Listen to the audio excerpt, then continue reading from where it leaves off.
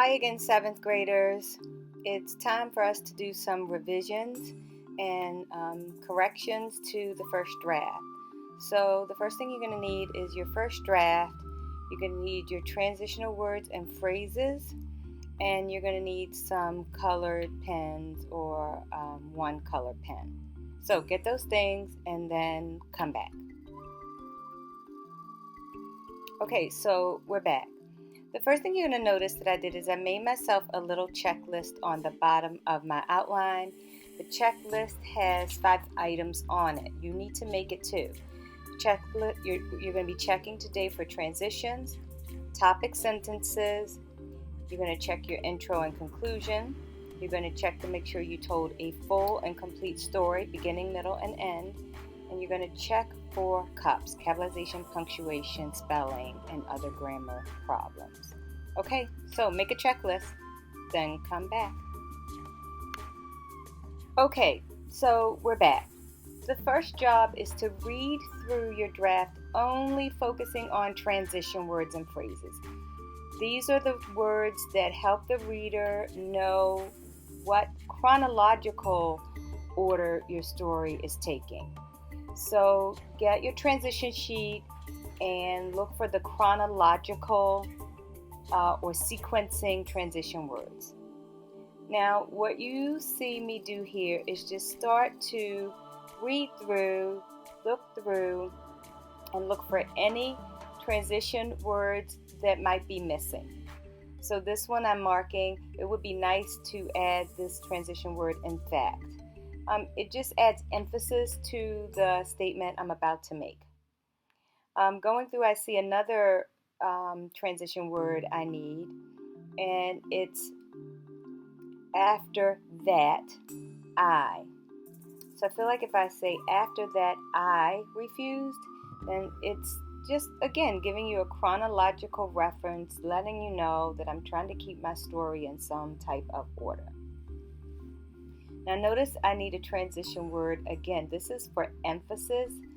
I'm adding of course. Of course I didn't admit that to her.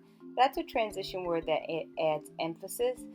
Feel free to look for some of those. They might add a little more meaning to your draft. So I'm going to flip over to the next side and see if I can find any more problems. So as I skim through, I see a place where I can add another chronological type transition word. I'm going to put a period here, and I'm going to add the transition word right then. I promised her I would run next time. Just letting you know that in that moment, as she was asking me again, right then, I made her that promise. Okay, so I'm going to keep reading through, always looking for a place where I can add a transition word that keeps my story in order, keeps my ideas in order. And here's a place. Instead of using and as a transition word, because it's not, I'm going to use later. Later in March 2016, she started reminding me. Okay, so I'm going to keep looking. I don't see any others, but I'm going to keep going down into my third body paragraph to see if maybe there's a transition I can add there. And feeling like it would be nice to do a transition right here before so. Instead of saying so, I'm going to add a transition right here.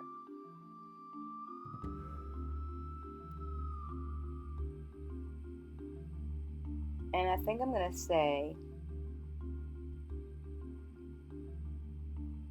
that evening. So that evening gives you an idea of the order that was happening with me meeting up with the people that I would be traveling with. All right, time to move on to the third body paragraph to see if I can find any other transition words that might be helpful. Little transitions here and there. I think I'll put also in here. I also downloaded. Again, it's just letting you know that this is an additional thought. So you don't have to randomly put in any transition word, but you have to put in a transition word that might add meaning or add emphasis or help with the chronological order of your writing. I think I spot one more. Nope, I think that's it. I think I actually put in all the transition words that I need. You can take one last look at your transition word sheet. Make sure you focus most of your attention on this side over here that has the sequential and the chronological transitions. Those are really going to help you a lot, but you can really use any of these transitions. So now would be a good time to pause and read your draft through just for transition words and phrases. Okay, so now it's time to take another look at the checklist, and we want to look at topic sentences in each one of the body paragraphs. This can be tricky because sometimes we just start writing and we don't realize that each one of those body paragraphs should have a topic sentence of its own. If you forgot to do this, then now would be the time to edit in one topic sentence for each body paragraph. So I'm going to start with my first body paragraph.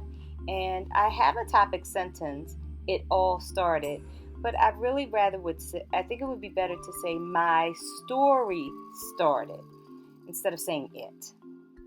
So now that topic sentence is good. I'm going to go down to and flip over to my second body paragraph, and I flat out don't have a topic sentence here. So I need to add a topic sentence. I don't have one.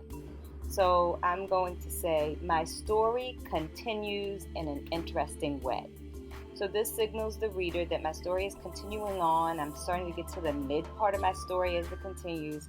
And it's a topic sentence to let them know, okay, I'm getting to the middle part of my story.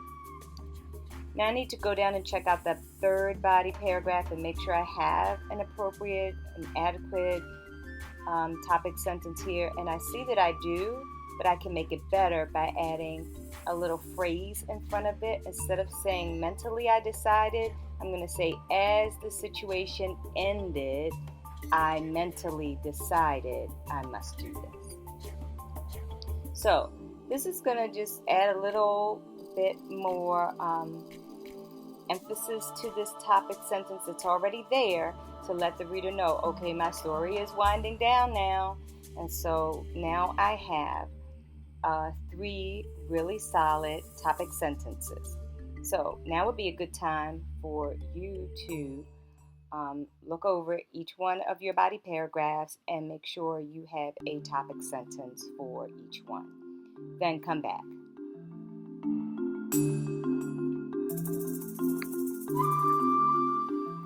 Okay, so we're back. Now it is time to take a look at the introduction paragraph and the conclusion paragraph.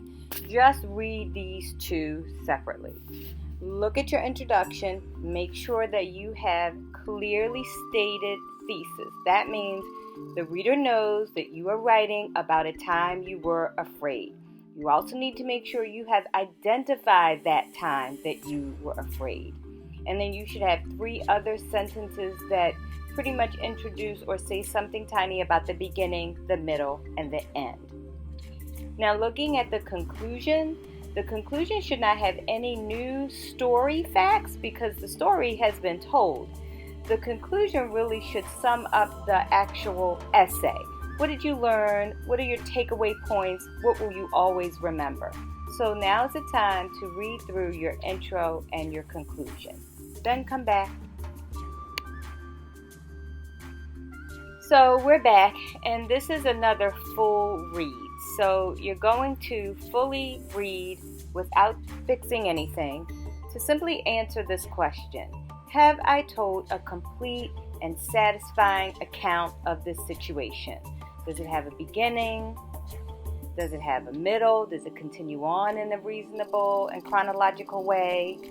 And did I finish up with a good solid ending to the story to make sure I have told a full and complete story? The reader will feel satisfied, like they know pretty much what has happened.